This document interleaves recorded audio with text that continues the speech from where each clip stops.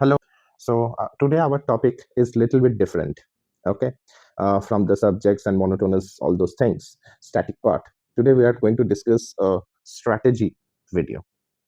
Um, Although I don't like to call it a strategy video, just another strategy video.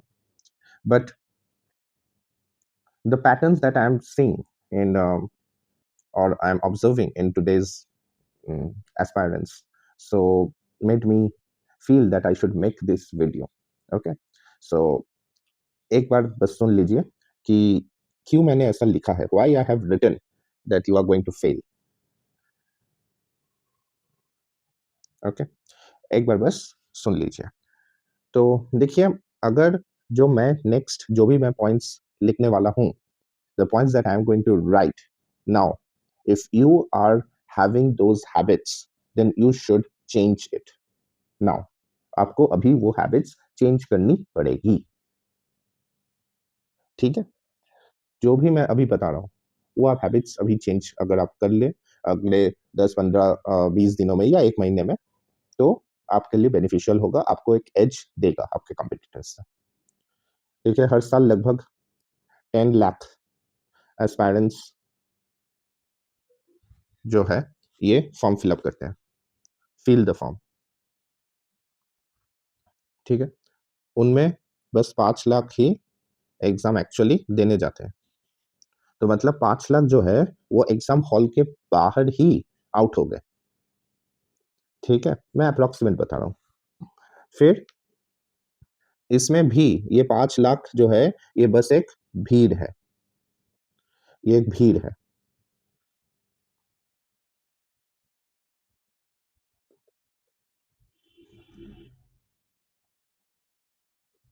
ठीक है, ये बस एक भीड़ है।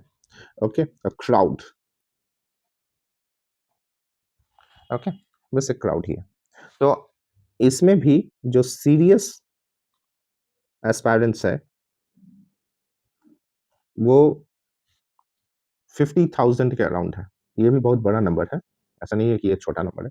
50,000 है, और इसमें से जो प्रीलिम्स क्वालिफाई करेंगे, ये मैं बता रहा हूँ कि प्रीलिम्स के लिए सीरियस कौन है। ठीक है ना, अब यहाँ पर क्या प्रॉब्लम्स है वो हम बाद में डिस्कस करेंगे।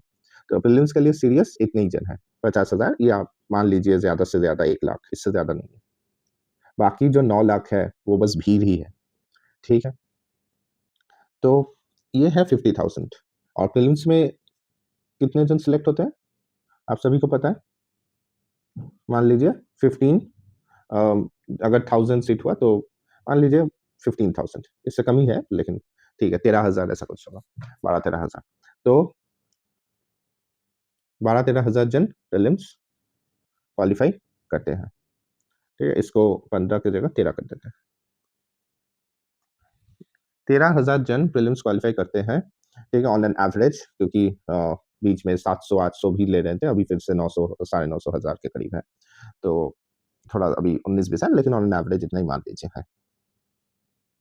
इसमें भी इसमें भी जो पहले के जो टॉपर्स है, जो ऑलरेडी क्वालिफाई कर चुके हैं, लेकिन जिनको आईएएस नहीं मिला, जो मान लीजिए आईआरएस है या अदर सर्विसेज में है,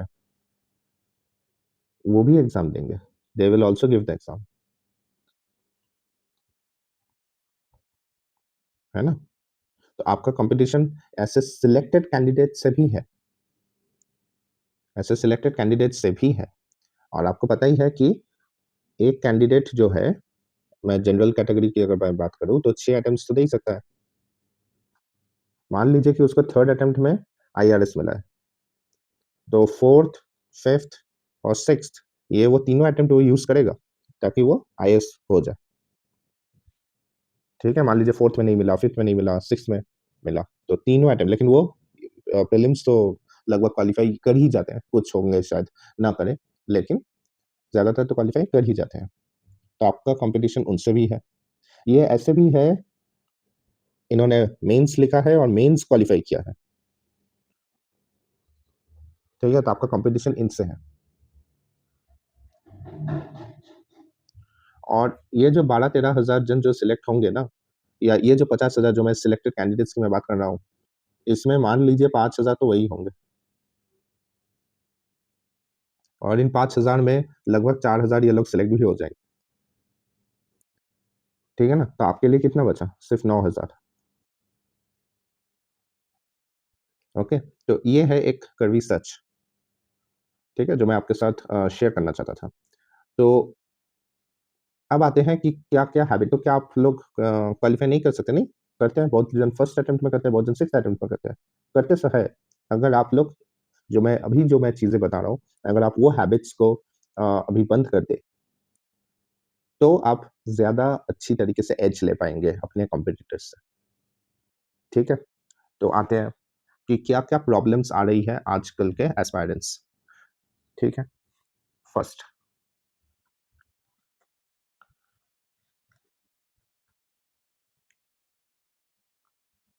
spending too much time on YouTube, videos, podcasts on geopolitics, regional politics, and political issues. ठीक है? मैं ये ऑब्ज़र्व कर रहा हूँ पैटर्न कि जितने भी जियोपॉलिटिकल टॉपिक्स पे रोज़ आज बांग्लादेश ने ये कर दिया, आज पाकिस्तान ने ये कर दिया, आज ईरान पे ये हो गया, आज ट्रम्प ने चीख खा ली, आज ट्रम्प ने नोबेल प्राइज़ के लिए चिल्लाया। इतने सारे वीडियोज़ हैं और हर एक पे मिलियंस व्यूज़ हैं। कौन है ये मिलियन जो देखते हैं? ये कोई ना कोई गवर्नमेंट सर्विस एस्पायरेंट ही है, गवर्नमेंट सर्विसेज़ एस्पायरेंट ही है। कोई ना कोई एग्ज़ाम वो दे रहे हैं और वही लोग ये देख रहे हैं।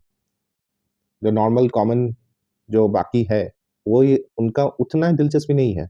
ये अगर मिलियन मतलब 10 लाख, तो अगर 10 लाख देख रहे हैं ना, तो इसमें तो 8 7-8 लाख यही होंगे गवर्नमेंट सर्विस एस्पायरेंट, बाकी 1-2 लाख बाहर के देख रहे होंगे, जिनका इंटरेस्ट है कुछ है।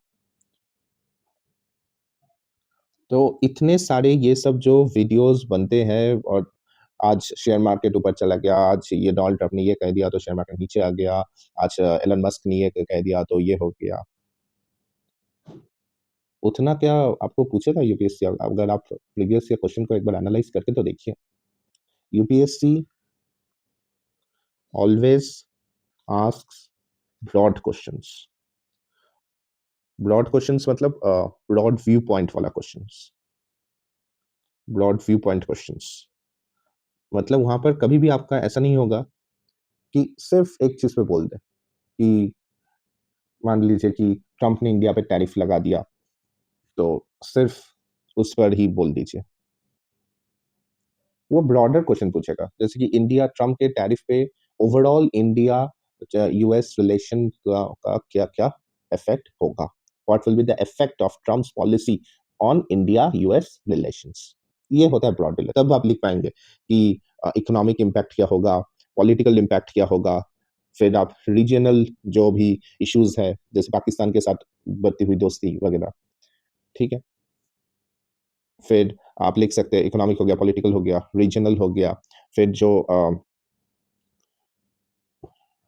मान लीजिए चाइना के साथ अ, हमारा जो मतलब मान लीजिए alliances shift in alliances shifting alliances ये देखने को मिल सकता है। अलायंसेस एक्चुअली वर्ड यूज़ नहीं करना चाहता था मैं, लेकिन मुझे वो वर्ड अभी नहीं मिल रहा है। शिफ्टिंग प्रेफ़रेंसेस कर सकते हैं, ठीक है?